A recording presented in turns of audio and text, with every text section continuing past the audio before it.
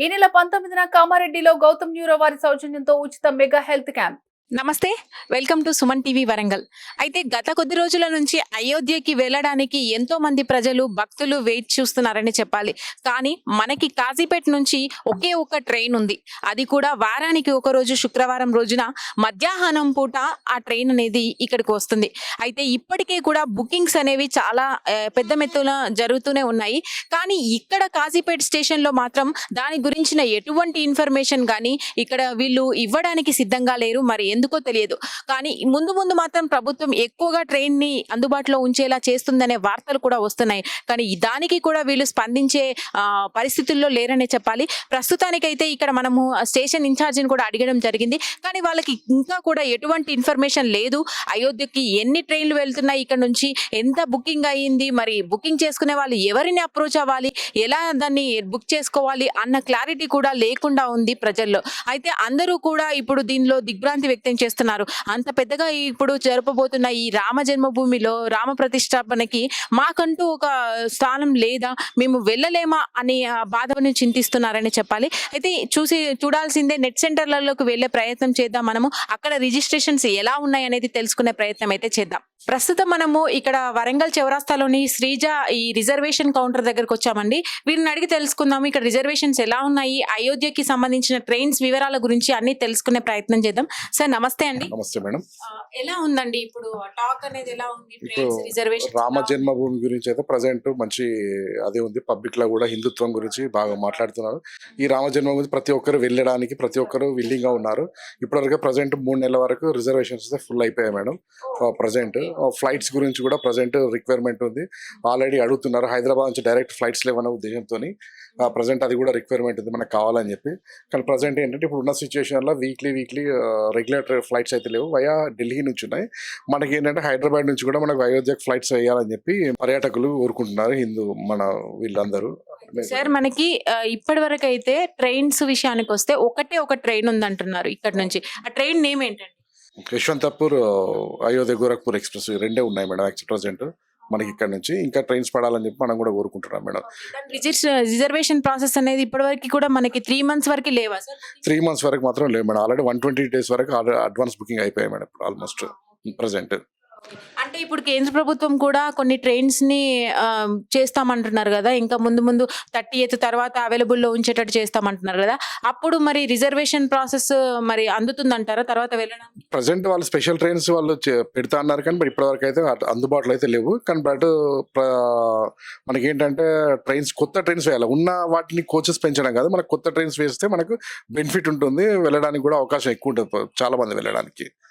అయితే మనకి అయోధ్యలో స్టే చేసే వాళ్ళ విషయానికి వస్తే సార్, హోటల్స్ కూడా చాలా డిమాండ్ ఉందంటున్నారు. హోటల్ రిజర్వేషన్స్ ఏమైనా జరుగుతుంటాయా మీ తరపు? హోటల్స్ రిజర్వేషన్ కూడా అవుతుంటాయి. కానీ ప్రజెంట్ సిచ్యువేషన్ లో ఏంటంటే హోటల్స్ కూడా ఆల్మోస్ట్ 3 months వరకు కూడా టోటల్ హోల్డ్ అయిపోయాయి మేడం.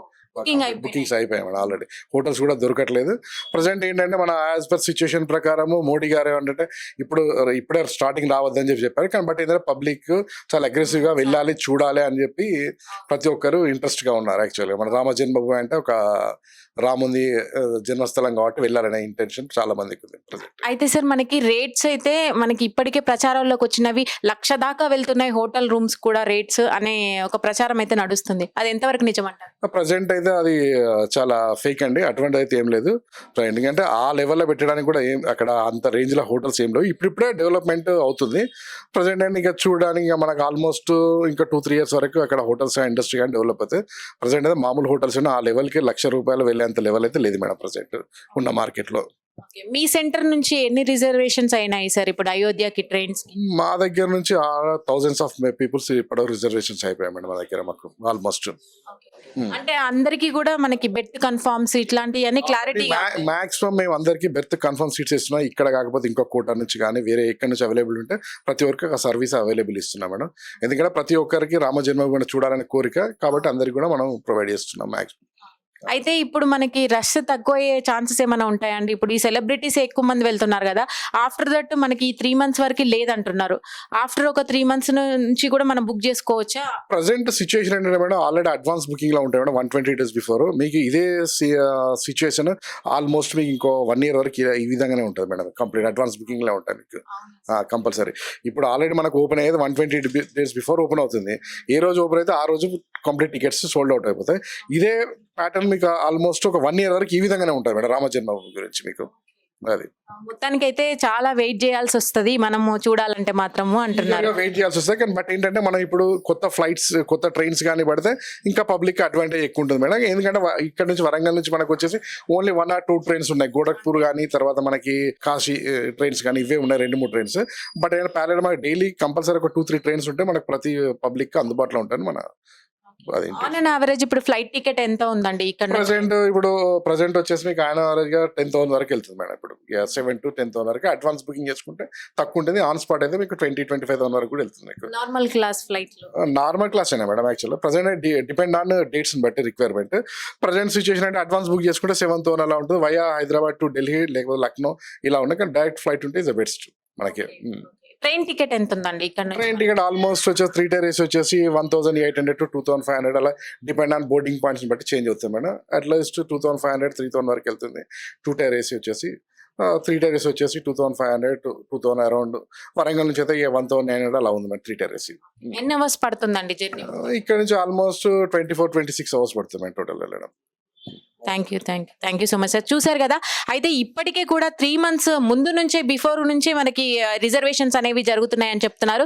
ఇక ముందు కూడా మనం వెళ్ళాలనుకుంటే మాత్రము 1 year వరకు వెయిట్ చేయాల్సిన అవసరం పడుతుందేమో అని ఇక్కడ వాళ్ళు తెలియజేస్తున్నారు. అయితే చూడాల్సిందే సామాన్య ప్రజలకి రాముల వారి దర్శనం అనేది ఎప్పుడు కలగబోతుంది. అయితే మరి ముందు ప్రభుత్వం ఇంకా కూడా ట్రైన్స్ ఏమైనా రిలీజ్ చేస్తాయా, ఫ్లైట్స్ ని అయినా పెంచుతాయా అనే విషయం అయితే తేలాల్సి అయితే ఉంది.